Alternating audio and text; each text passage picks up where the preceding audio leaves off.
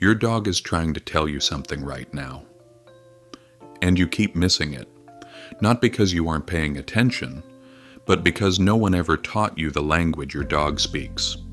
Every twitch of an ear, every slow blink, every subtle shift in body weight. These aren't accidents. These are sentences. And right now your dog is in the middle of a conversation while you're reading a completely different book.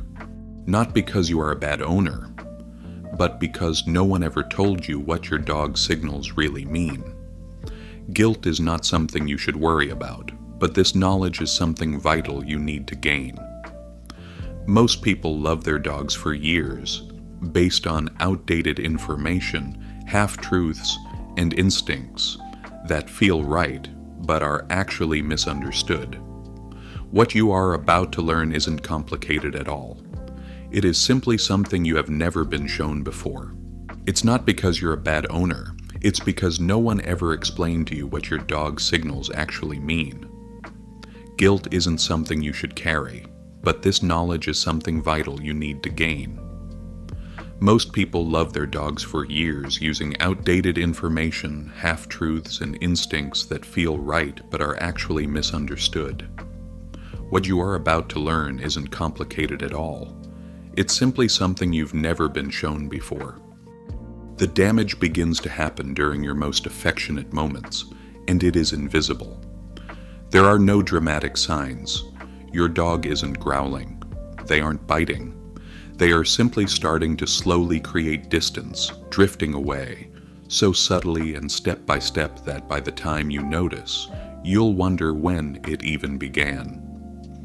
This slow withdrawal is your dog's only way of protecting something you didn't realize was being threatened, their sense of security with you. There are 7 signs, each taking less than 60 seconds to notice, that will completely reshape how you see your dog's perspective of you. Not just as their caregiver, not as the person who fills their bowl and holds their leash, but as their person, the one they look for in a crowded room, the one they turn to when they are unsure, the person they choose every single time more than anyone else in the world. The moment you walk through the door, your dog loses control, spinning, jumping, grabbing anything they can find. And what do most owners do? They turn their back. They say, "Stop." They wait for it to end. On the surface, it seems logical. You don't want to reward the behavior. But here is exactly what no one tells you. That moment at the door isn't chaos. It is one of your dog's most emotionally significant moments of the entire day. It's a thousands of years old biological reunion ritual, and your dog has been waiting all day to experience it with you. When you block this, the excitement doesn't just disappear, it turns into anxiety. Over time, dogs in these households show significantly lower levels of oxytocin during greetings. The joy of reuniting doesn't vanish. It transforms into a low-level tension that lives in your dog's body all day. The worst part: most owners never associate the visible behaviors, the restlessness, the clinginess, the meaningless barking, with the reunion they constantly shut down at the door. Give your dog 30 seconds. Get down to their level. Let them sniff you. Communicate with them. Allow the reunion to be completed. You aren't rewarding the jumping. You are completing a biological script that your dog's nervous system has been holding on to all day. And what happens afterward, the calmness, the settling, the deepening strong bond, these are not accidents. It's chemistry. 30 seconds at the door changes the entire emotional tone of the evening.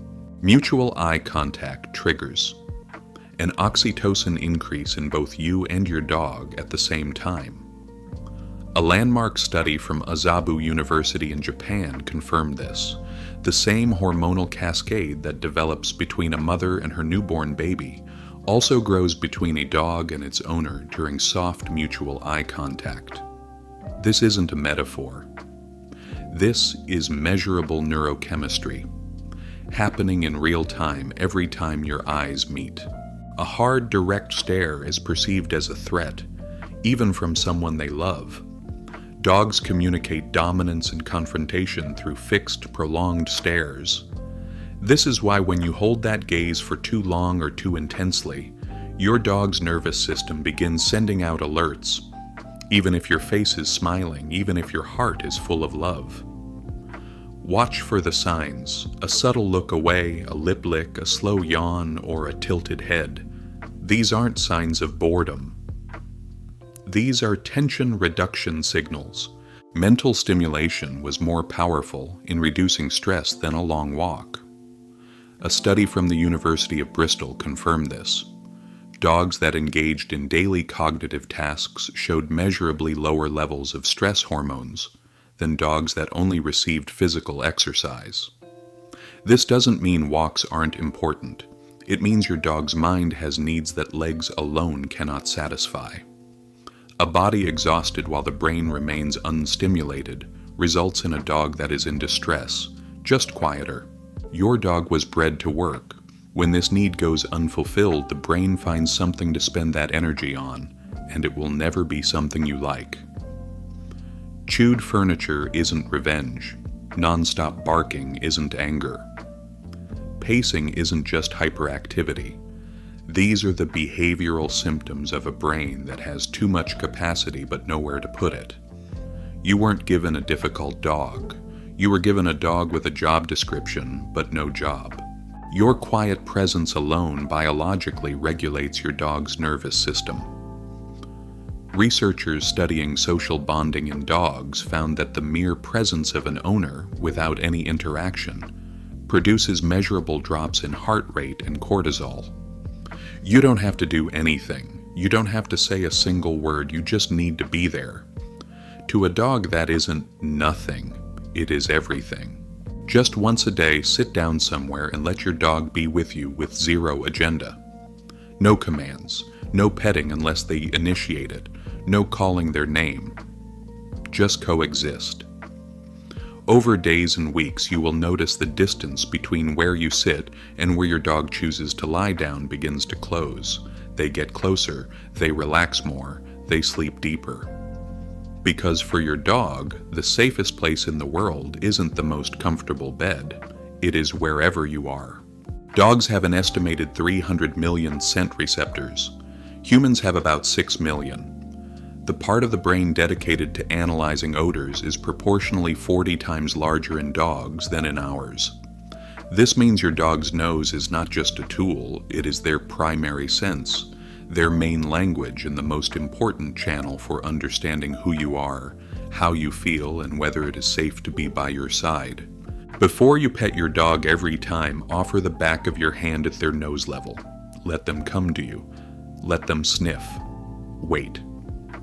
When you feel their nose press into your hand and their body relax, that is consent, that is safety established. Then pet them under the chin, on the chest. Never from above.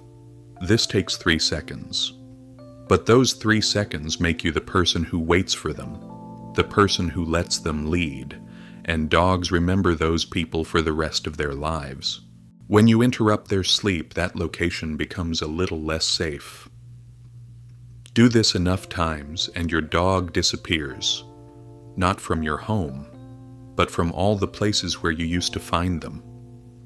Under the furniture, behind doors, closets. They aren't withdrawing from you. They are protecting what their biology requires and what you keep taking away. A deep sleep in a place they chose because they felt safe enough to become vulnerable. The moment a dog feels a touch on the back of its neck, they know it's coming from someone they trust completely. A best friend, family. Those spots, the base of the skull, the back of the neck, the area between the shoulder blades, are the only places a dog physically cannot reach themselves. This means that every nerve ending in those areas has been conditioned over a lifetime to associate touch with only one thing: belonging. Their heads slowly drop, their eyes begin to narrow, their breathing slows down, their weight shifts back. These are not just ordinary signals of relaxation. These are the physiological signatures of an oxytocin release. triggered by your hands and happening in real time within your dog's brain in just 60 seconds. You aren't just petting your dog. You are completing a neurochemical event that tells their entire nervous system something undeniable.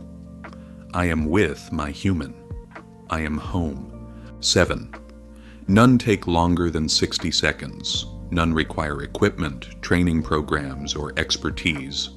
Just understanding.